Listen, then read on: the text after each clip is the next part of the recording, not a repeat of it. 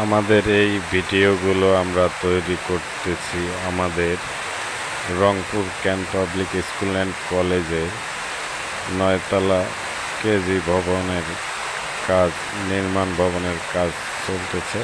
সেই কাজগুলোকে আমরা এভাবে আপডেট করে থাকব।